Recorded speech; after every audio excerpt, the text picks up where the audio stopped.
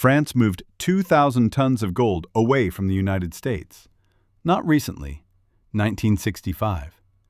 Charles de Gaulle looked at the global financial system and saw something most leaders refused to admit. The dollar was being printed faster than America's gold reserves could back it.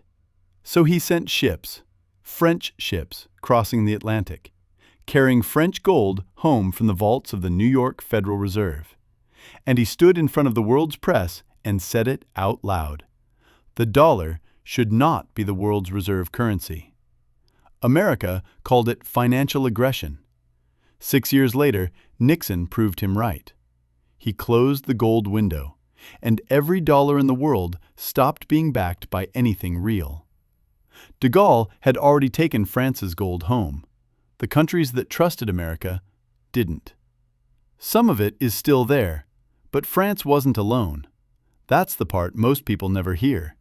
Because what looked like one country acting alone was actually the first signal of something much bigger. A quiet shift, a slow withdrawal of trust. Today, that shift is happening again.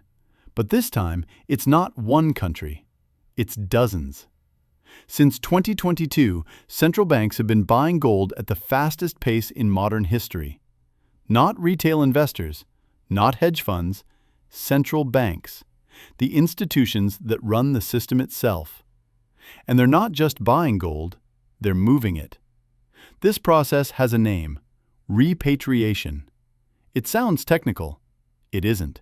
It means one simple thing. We don't trust you to hold our gold anymore. Germany did it. For decades, a large part of Germany's gold reserves sat in New York, not in Berlin, not in Frankfurt, in the United States, stored inside the Federal Reserve System. Then, quietly, Germany didn't want to leave its gold in someone else's hands anymore. Shipment by shipment. And it didn't stop there. Some countries didn't just bring gold back, they started stockpiling more. And then there's China. China doesn't announce everything, but what is reported shows a steady accumulation, year after year, consistent, relentless. This is the map most people never see. Gold isn't disappearing. It's being pulled out of places that used to be trusted, from shared vaults to places only they control, from trust to taking control back. Because gold is not just an asset, it's a signal of what central banks believe about the future. When trust is high, gold doesn't matter. Paper works, digits work, promises work. But when trust starts to break, gold comes home, and that changes everything. Because the entire global system depends on one assumption: that the United States is the safest place to store value. Not just dollars, but trust itself. The moment that assumption weakens, the system doesn't collapse. It starts shifting underneath you.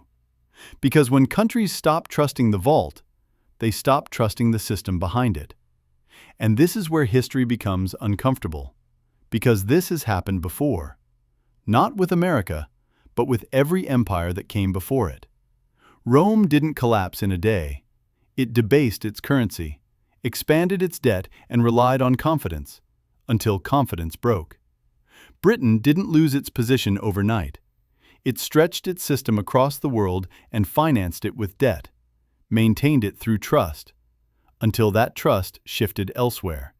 And now, for the first time in nearly a century, the same pattern is starting to appear again. Gold moving and trust shifting.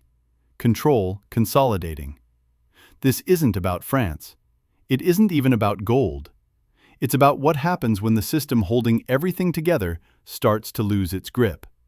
Because once this starts, it doesn't reverse. It accelerates. And the people who see it early don't wait to find out how it ends.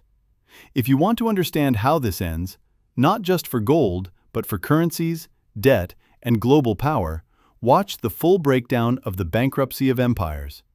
Because this isn't random. This is how every system starts to come apart.